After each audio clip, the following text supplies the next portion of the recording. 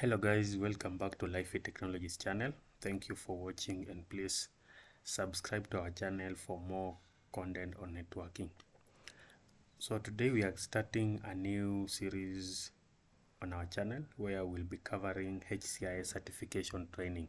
So we know HCIA certification is the basic routing and switching certification offered by Huawei. So in this series we'll be doing content purely for HCIA, and we'll be covering Huawei operating system including CLI commands just to help you be familiar on how to configure and manage Huawei routing and switching devices. Then we'll also deep dive into Huawei datacom device including routers, switches and firewalls, just so that you try to understand the portfolio of Huawei routing and switching devices. We also cover basic principles of datacom communication, routing and switching protocols, and some common services like DHCP, FTP, and NAT. And this one will be both theory and we'll also be doing labs just to make you have a better understanding of the routing protocol, the common services like DHCP, how to configure them on Huawei, how to implement and troubleshoot these protocols on Huawei. So this course is designed to help you prepare for HCIA certification. So if you are planning to take the certification, or you want to understand or have a good understanding of Huawei as a vendor, then stay tuned for more upcoming videos in this series. So for our part one of this series, we are starting by introducing the VRP. So we know all vendors, be it Cisco, Juniper, Nokia, they all have an operating system that runs on their routing and switching devices. So the VRP, that is the versatile routing platform, is the operating system that is used by all Huawei datacom communication products. So if you have a Huawei device in your network, be it a router, be it a switch, then it's definitely running a system we call the VRP, versatile routing platform. So same as Cisco, we know Cisco has the iOS, we have Juniper which has a Junos. So for Huawei, we have an operating system we call VRP, and it runs on all Huawei datacom communication products. So the communication products could be the routers. So Huawei has a wide range of routers, some for carrier, some for enterprise, but just to mention a few, we have the CX600, we have the Net Engine 40E, we have the NE8000 ATNs, we have different series of ATN, 910C, 910B, 910D. We have also different versions of PTNs. We also have the AR routers, AR100, AR120. So all these different routers are all running a system we call the VRP.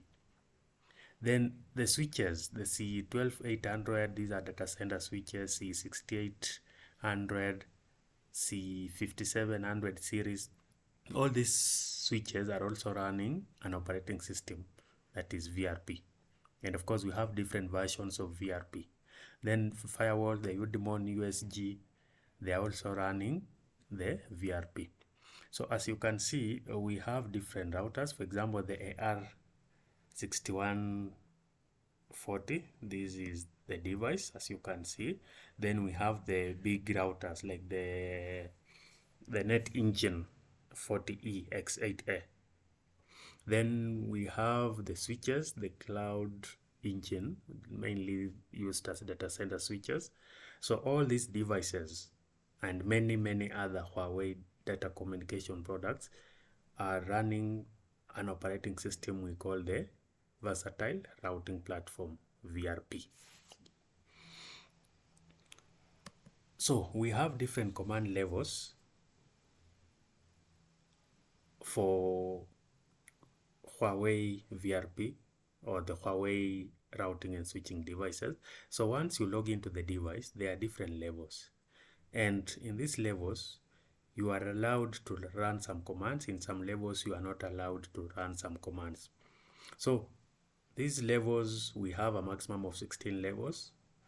And by default, the commands are classified into 4. So we only have 4 levels by default, but you can extend it to 15. So you will have level 0 to level 15. So these levels, we have the visit level. In this level, you can only do like ping, trace commands, but you may not be able to do configuration changes.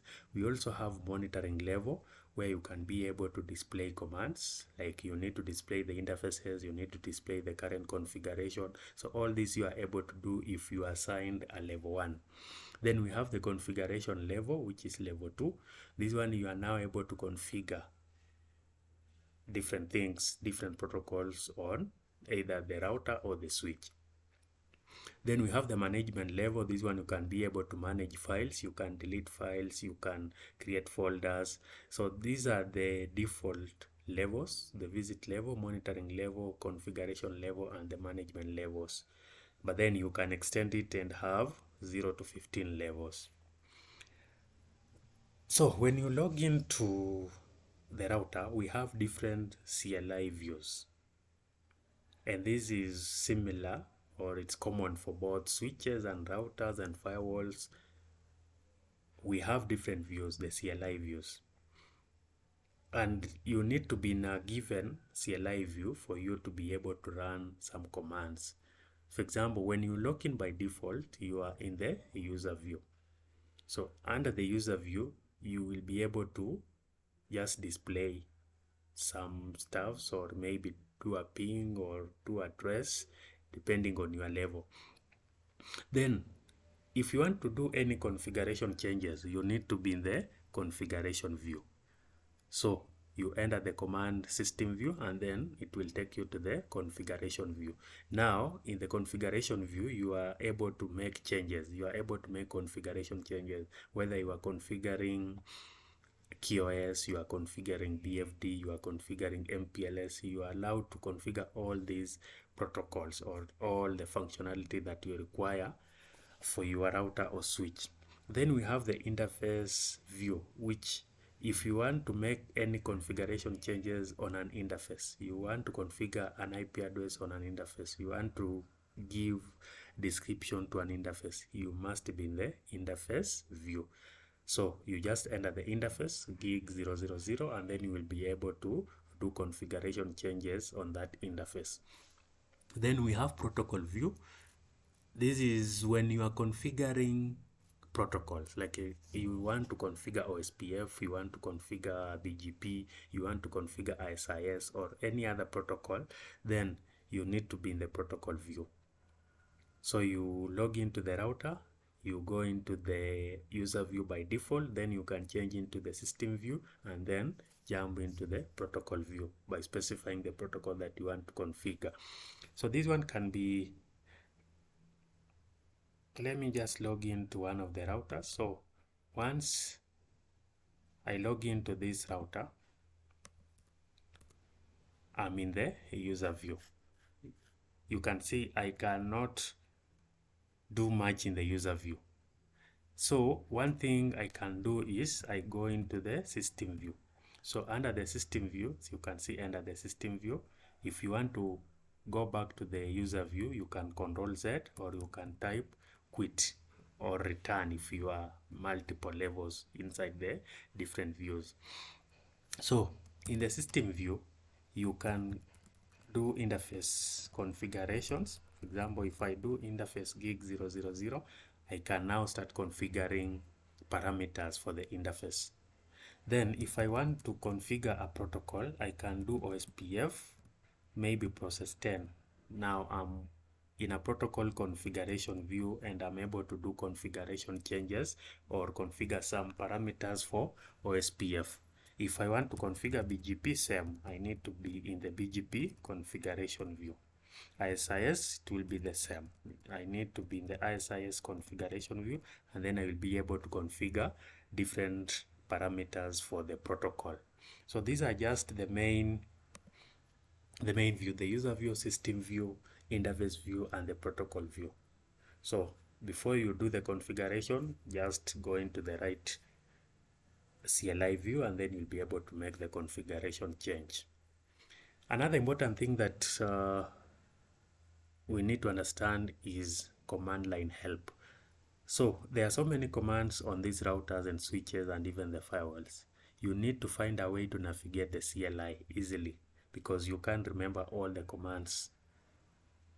So we have the command line helps. The first one is the question mark, which will help you to get all the commands and their symbol description. And this one, you can use it in all the views. So as you can see, you can enter the question mark.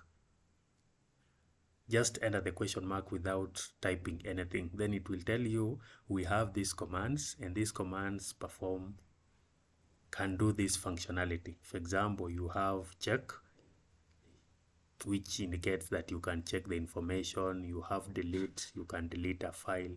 You have display, you can display the current system information or current configuration. We have format, you can format the device. So this is giving you the full command help, because you've just typed the question mark and then it gives you the full command help with symbol descriptions of what a command does. Then you can also type the command and space. So maybe you know the first part of the command, you don't know the second part of the command. So you can type the first part. Like example, down here we have sysname, and then you type a question mark. It will tell you the next part of the command that you can enter. For example, you can see when you type sysname and enter question mark, it's telling you that you must enter the host name, and it's 1 to 246 characters, and it should be a text. So you've entered part of the command, or the first command, you don't know the second command, so it will be able to help you to get the full command. Then the other part is maybe you know just part of the command, you don't know the full command, you don't know the entire command that you need to configure on the switch or the router.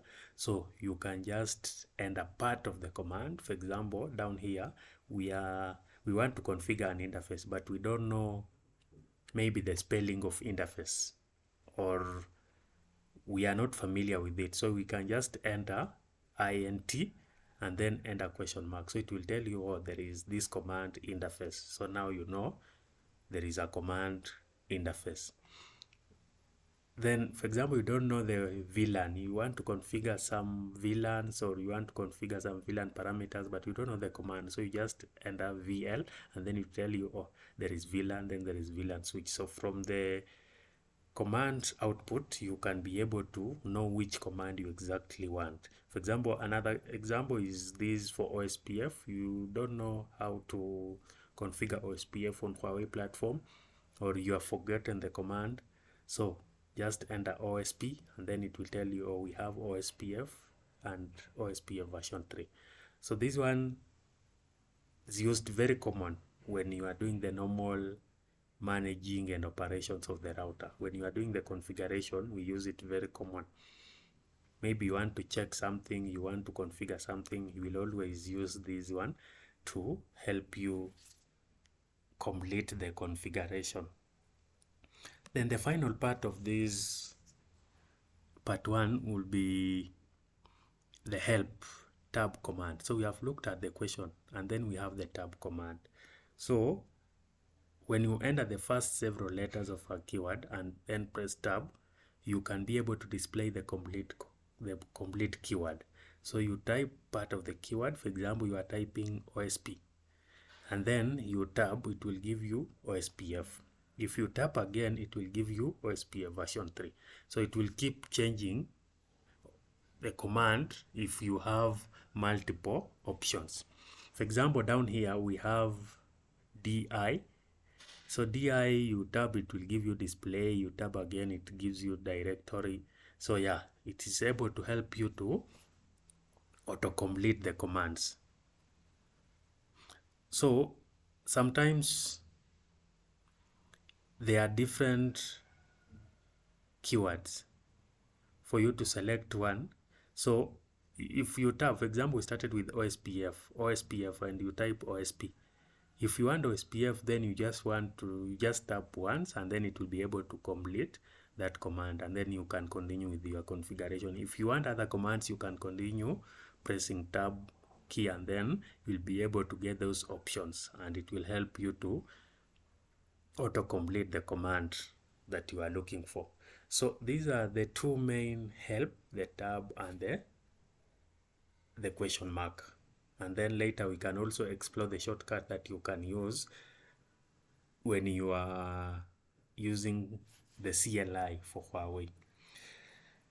Okay, this is our first part of HCIA certification, and we'll be having more content on this to help you prepare or to help you try to understand the Huawei routing and switching principles. So thank you for watching, and please again remember to subscribe and stay tuned for more content on HCIA training. Thank you.